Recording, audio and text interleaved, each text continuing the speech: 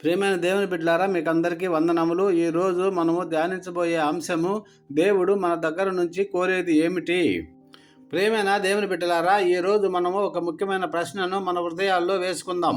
దేవుడు మన దగ్గర నుంచి ఏమి కోరుతున్నాడు? డబ్బులా, బలులా, పెద్ద పెద్ద ప్రార్థనలనా, లేదా గంటల కొద్దీ ఉపవాసాలన్నా? చాలామంది అనుకుంటారు, నేను అన్నీ చేస్తే దేవుడు సంతోషిస్తాడు అని. కానీ బైబిల్ ఏమంటుందో ఈరోజు మనము చూద్దాం. దేవుడు కోరేది బలులు కాదు, నీ హృదయం కోరుతున్నాడు. మీకా 6:8. ఓ మనుష్యుడా, ఏది ఉత్తమమో అది నీకు తెలియజేయబడి ఉన్నది. న్యాయముగా నడుచుకొనుటయు, కనికరమును ప్రేమించుటయు, దీన మనస్సు కలిగి నీ దేవుని ఎదుట ప్రవర్తించుటయు ఇంతే కదా యెహోవా నిన్ను అడుగుచున్నాడు. నేస్తమా, దేవుడు మొదట మన దగ్గర కోరేది మన హృదయం. సామెతలు 23:26. నా కుమారుడా, నీ హృదయమును నాకు ఇవ్వుము. మన మాటలు భక్తిగా ఉన్నా మన హృదయము దేవునికి దూరంగా ఉంటే అది దేవునికి ఇష్టమైనది కాదు. ఒక చిన్న ఉపమానము. ఒక రాజు తన ప్రజలను పిలిచి అడిగాడు, నాకు మీరేమి ఇస్తారు? ఒక బంగారు గిన్నె తీసుకువచ్చాడు ఒకడు, ఖాళీ గిన్నె. మరో వెండి ఖాళీ గిన్నెను తీసుకుని వచ్చాడు. చివరికి ఒక పేదవాడు వచ్చి చెప్పాడు, ప్రభువా, నా దగ్గర గిన్నె లేదు, కానీ నా 2 చేతులు నీ సేవకే.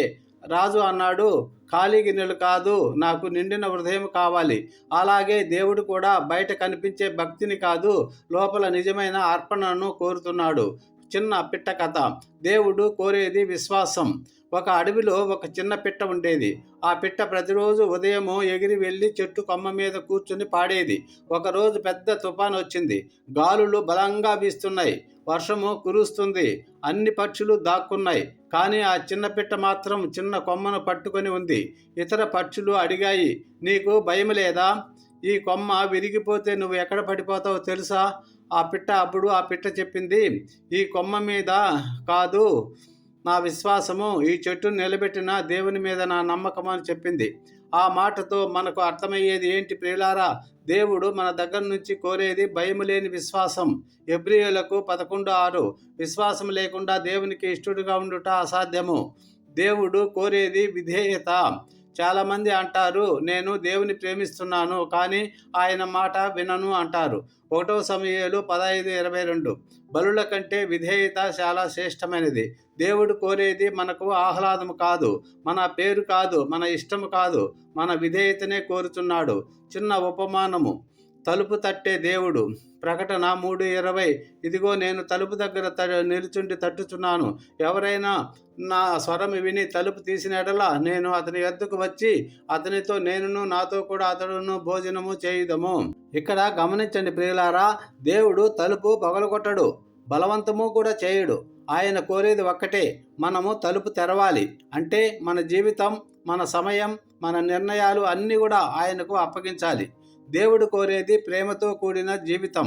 మత్తయి 22:37-39 చదివినట్లయితే, నీ పూర్ణ ఆత్మతో, నీ పూర్ణ హృదయంతో నీ దేవుడైన యెహోవాను ప్రేమించము, నిన్ను వలె నీ పొరుగువానిని ప్రేమించము. ప్రార్థనలు ఉన్నా ప్రేమ లేకపోతే శూన్యం. సేవ ఉన్నా కనికరం లేకపోతే వ్యర్థము. దేవుడు కోరేది ఏమిటి? ముగింపు. నేస్తమా, ఈరోజు ప్రశ్నకు సమాధానం ఇదే. దేవుడు మన దగ్గర నుంచి కోరేది మన డబ్బు కాదు, మన ప్రతిష్ట కాదు, మన మాటలు, ప్రార్థన కాదు, మన హృదయం, మన విశ్వాసం, మన విధేయత, మన ప్రేమ. ముగింపు ప్రార్థన. ప్రియ పరలోకపు తండ్రి దేవా, ఈ వాక్యముల ద్వారా నీవు మాతో మాట్లాడినందుకు ధన్యవాదములు. ప్రభువా, నీవు కోరినట్టు జీవించలేని చోట మమ్మల్ని క్షమించుము. ఈ దినము నుండి మా హృదయములను, మా జీవితములను, మా భవిష్యత్తును పూర్తిగా నీ చేతుల్లో అప్పగిస్తున్నాము. మా ప్రభువైన యేసుక్రీస్తు వారి మధుర నామములో ఈ ప్రార్థన అడిగి పొందుకొనుచున్నాము పరమ తండ్రి. Amen. Thank you Jesus. God bless you all.